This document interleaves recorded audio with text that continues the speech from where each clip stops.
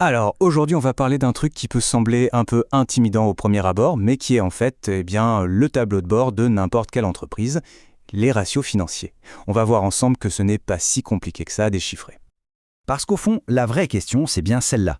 Comment savoir si une entreprise se porte bien, vraiment bien? Pas juste une impression, pas juste un sentiment, non. On parle de la santé réelle, de sa solidité. Et pour ça, la réponse, elle se trouve dans les chiffres. Mais attention, pas n'importe comment. Voilà, l'image parfaite, c'est celle-là. Les ratios financiers, c'est le tableau de bord d'une voiture. Le chiffre d'affaires, disons que c'est le compteur de vitesse, c'est ce qui se voit. Mais les ratios, c'est beaucoup plus subtil. C'est le voyant d'huile, la jauge de carburant, la température du moteur, bref, tous ces petits signaux qui disent ce qui se passe vraiment sous le capot et qui permettent d'éviter la panne sèche.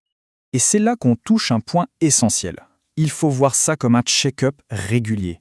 Idéalement, tous les mois. Ce n'est pas juste un exercice qu'on fait une fois par an pour le banquier. Loin de là. C'est un véritable outil de pilotage qui permet de voir les tendances se dessiner, de sentir le vent tourner et donc de pouvoir corriger le tir à temps. D'accord, mais concrètement, pourquoi c'est si important ? Bon, il y a le côté un peu obligatoire, les banquiers adorent ça et l'exigent pour un prêt, mais au-delà de ça, c'est un outil pour soi, pour prendre le pouls de la rentabilité, pour vérifier la solvabilité, en clair, est-ce qu'on peut payer nos dettes, et pour évaluer l'efficacité de l'entreprise et son niveau d'endettement. Bref, c'est la base pour piloter intelligemment. Allez, on rentre un peu dans le détail. Première grande famille de ratios, les ratios de levier. Derrière ce nom un peu technique, l'idée est toute simple. Ça sert à mesurer à quel point l'entreprise carbure à la dette. Est-ce qu'elle se finance principalement avec de l'argent emprunté ? C'est un super indicateur de sa solidité sur le long terme.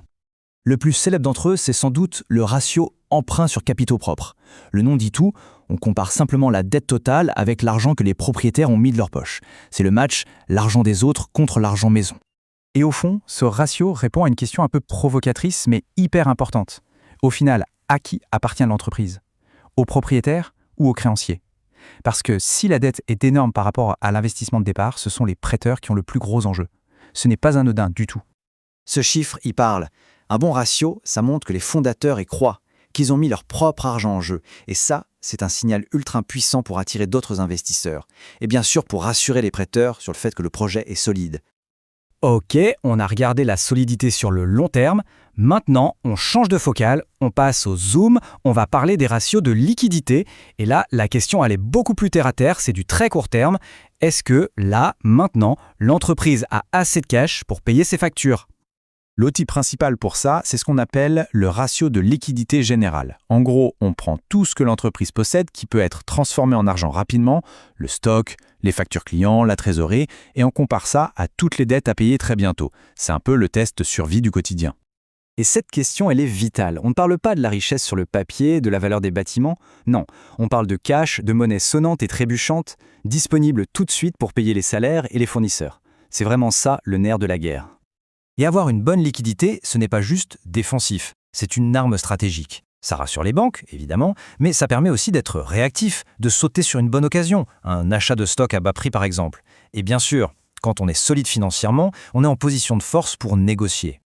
Bien, on a vu la solidité à long terme, la survie à court terme. On arrive maintenant à la question que tout le monde se pose, la rentabilité. Est-ce que l'entreprise gagne de l'argent, tout simplement ? Est-ce que le modèle économique tient la route ? C'est le cœur du réacteur. Alors là, on a un petit trio de stars. La marge nette. Sur 100 € de vente, une fois qu'on a tout payé, combien il reste dans la poche. Ensuite, le rendement des capitaux propres. Pour chaque euro que les propriétaires ont investi, combien de bénéfices l'entreprise génère. Et enfin, le rendement du capital investi, qui regarde le profit par rapport à tout l'argent mobilisé. Mais l'énorme intérêt de ces ratios, ce n'est pas juste de se regarder soi-même, c'est de se comparer. Une marge de 5%, c'est bien ou c'est pas bien ? Impossible à dire dans l'absolu. La seule façon de le savoir, c'est de regarder ce que font les concurrents, la moyenne du secteur. C'est un outil de benchmark, comme on dit, indispensable pour savoir où on se situe. Alors, si on prend un peu de recul, tous ces ratios mis ensemble, ce ne sont pas juste des chiffres isolés dans un tableau, pas du tout.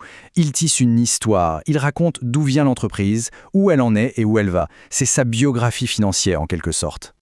Et dans le premier chapitre de cette histoire, surtout la première année, il y a un élément qui peut tout faire basculer, la trésorerie. Le cash, c'est le point crucial au démarrage. On peut être super rentable sur le papier, mais si le cash ne rentre pas assez vite, l'entreprise peut mourir. C'est une réalité brutale.